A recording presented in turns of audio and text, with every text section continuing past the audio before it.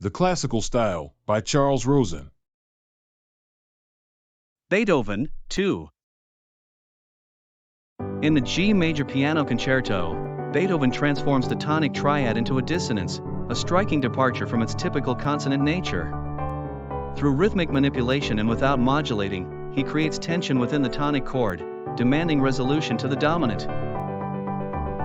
In measure 27, withholding the D major chord after repeated movement towards it creates power by leaving the G major tonic chord unresolved. The grandeur of the sonority is heightened by using root positions for all chords in measures 26 to 28, enhancing stability within a phrase of extreme instability. The sudden stop in measure 27 marks a deliberate act, setting the stage for what follows.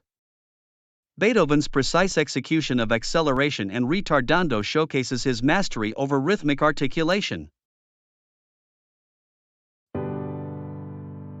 This passage seamlessly integrates melodic, rhythmic, and harmonic elements with utmost simplicity.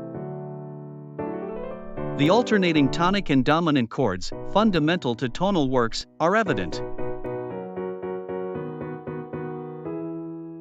Serving as a transition, it introduces a new theme and marks the first climactic moment with thematic significance.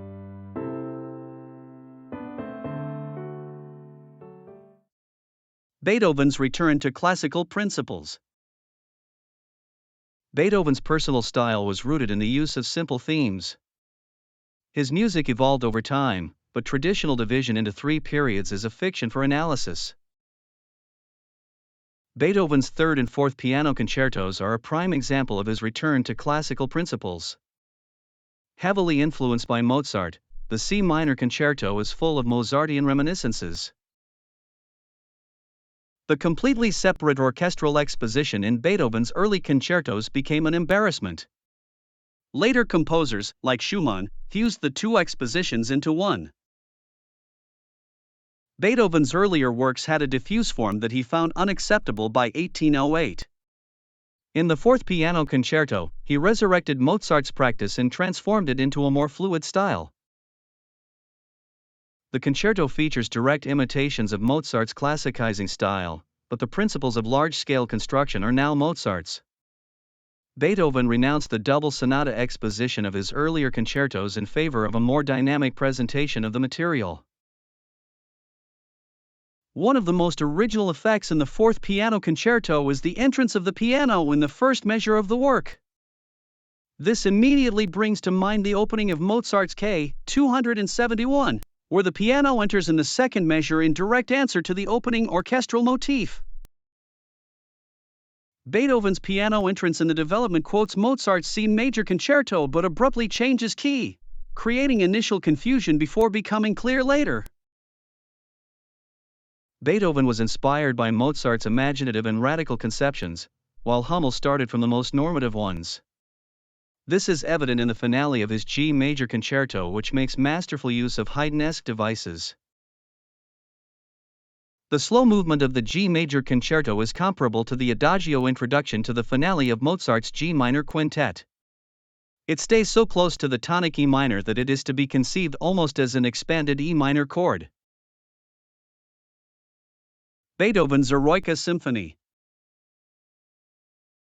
Beethoven's Eroica Symphony, finished in 1804, is the first of his immense expansions of classical form. It provoked some displeasure at its first public performance due to its inordinate length. This audible connection is crucial, with sforzandi serving as genuine accents rather than expressive swells. The richness of motifs in the first movement, all directly linked to the opening measures, underscores this relationship. Despite initial criticism, the Eroica Symphony is a unified work with intense unity. For example, the cello-oboe duet, which is almost always called a new theme in the development, is directly derived from the main theme.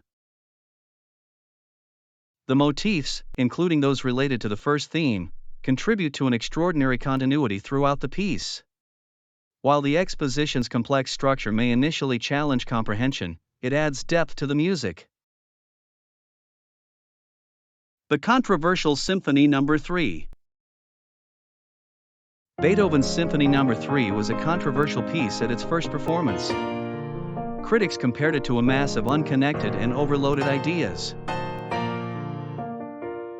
The symphony's extension of the range of hearing and time is remarkable. For example, the dissonant C-sharp in the 7th measure finds its full meaning much later at the opening of the recapitulation. Beethoven's treatment of tiny motifs allowed for an increase in size without altering classical proportions. This presented a problem for any symphonic style that is to move at a faster pace than Bruckner. Beethoven is sometimes called a weak melodist, although he composed many long and beautifully regular melodies. Music ideas that form a complete whole in themselves, tunes, in short, were rarely of any use to Beethoven in his dramatic expansions of Mozart's form. The coda in the first movement of the Eroica serves to ground the extreme tension of the development.